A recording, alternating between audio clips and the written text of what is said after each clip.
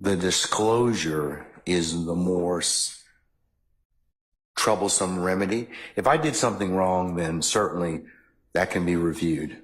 But I'm not at this point in time going to release any of the transcript in terms of what may be disclosed or that was said in Chambers ex parte at this point.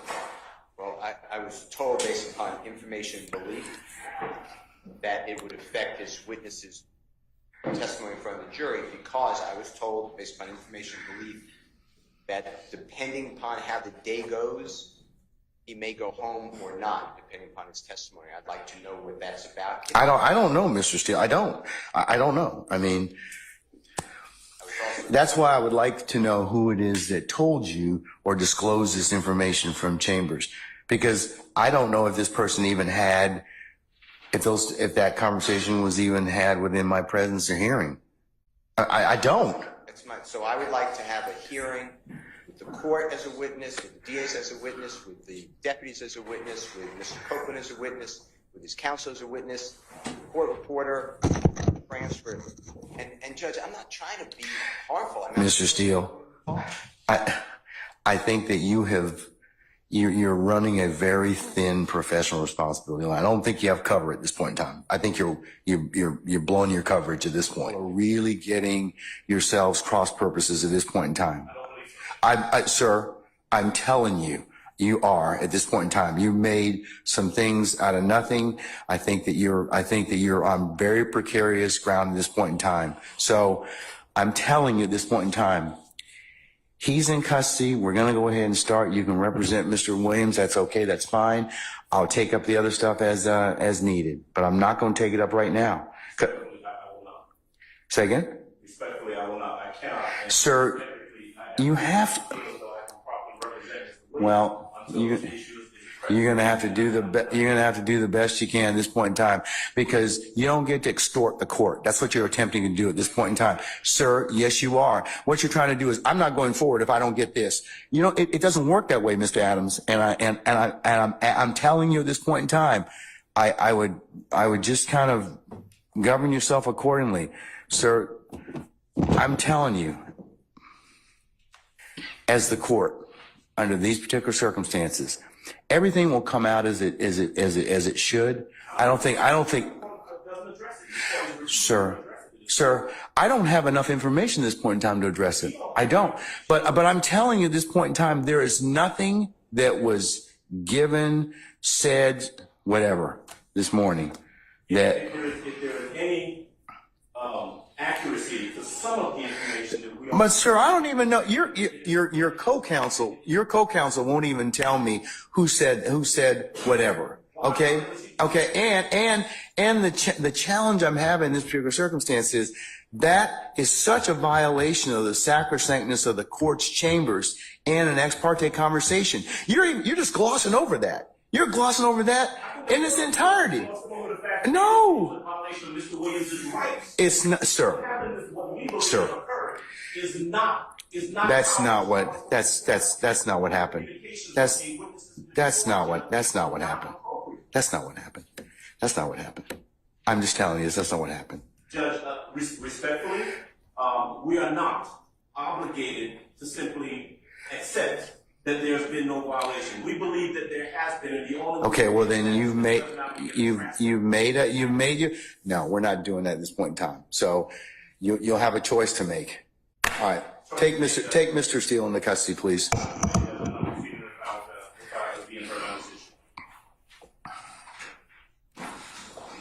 We certainly have the right to request ex parte communications. That's why we ask that the court reporter be present. This is a matter that the defendants did not have a right to be a part of, as this was a matter regarding a civil contempt. Before making the next set of assertions, I would need to know how that information was made privy to them, to counsels for the defendant. Your Honor, also, unless it's Mr. Adams representing Mr. Steele in the capacity as someone who has been held in contempt, Mr. Steele just argued whatever it is that they are trying to argue based on information we believe illegally obtained Okay. from the court's chambers. I represent Mr. Williams, and my statements are in regards to my representation of Mr. Williams. All right. He has two attorneys. Okay, yeah, he does, but The court now having found Mr. Steele in contempt, if the court continues in that position, that leaves Mr. Williams represented, at least at this juncture, by myself. That puts me in a position of making sure the court is aware that I'm in receipt of the same information that Mr. Steele received. I'm of the same opinion that the court is engaged in behavior that I believe compromises and corrupts the continuation of this trial. I do believe that we are entitled to and should receive a copy of the transcript so that a full investigation can be made as to what we believe has occurred here. And so I take the same position as Mr. Steele. I am asking for a mistrial, as he did previously, and I'm telling the court that I do not believe that we can proceed at this point based upon the information that we've received. all right, sir. And frankly, I don't believe the state has any say in that. My statements are in regards to my representation of Mr.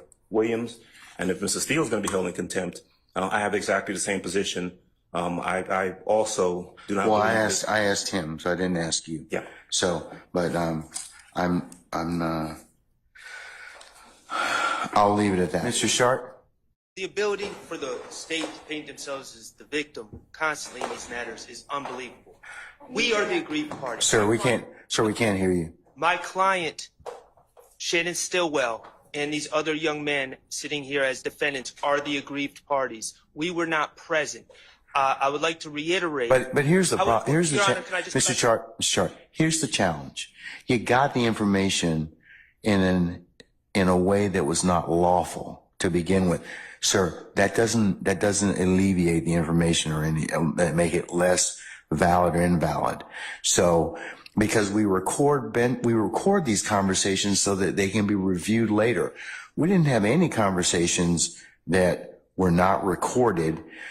And if you heard of other conversations that were made, I don't know how you would have gotten them otherwise, because somebody had to tell you. Okay, well, all that's great. And like I said, This is what I know. if and when the case gets reviewed, an appellate court will make those decisions. But at this point, My client is the aggrieved party. He was not present. If that violated his Sixth Amendment right to be present. okay, and that's your argument, sir. That's your argument. That's your argument. One other thing, Your Honor. That's your argument. All I'm asking for is some sunlight. Some sunlight to come over these proceedings. Sir, this is not an open meeting. This is not sun. This is not a sunlight situation. Release the transcript and then we can see, because we do not accept Ms. Love's representation. Okay, you don't accept the court's representation? I'm telling you. Like the transcript. I'm telling you at this point in time, when the case is reviewed on appeal, if I am wrong, then certainly the appellate court can tell me, and certainly there are other bodies in Georgia that certainly my conduct can be reviewed by. But at this point, I'm telling you that's the sum and substance of it.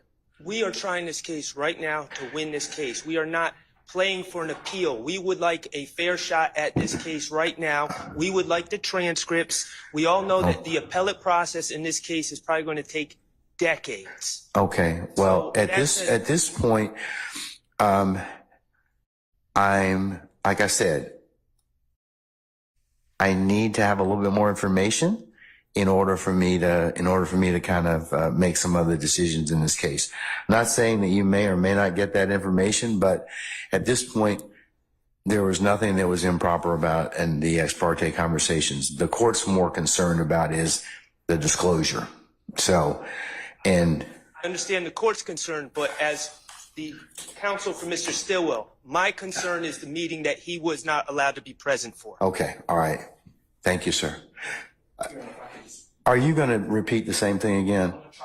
Oh, let's try not to, because the Harvey rule's in effect. I understand everyone's opinion at this point in time. And Judge, the only thing I want to say, and to not be repetitive, but on Friday, Your Honor, this particular witness came in He pled the fifth. His lawyer was present. His lawyer stated to Your Honor that he had spoken to his witness, his client, and he stated that the witness indicated that on Monday he will also be saying that he will plead the fifth. And then, Your Honor, there was a 2-3 hour span this morning, and then he comes on and he says, I'm going to testify. That's why I believe in the application Huey that the transcript is important. Okay.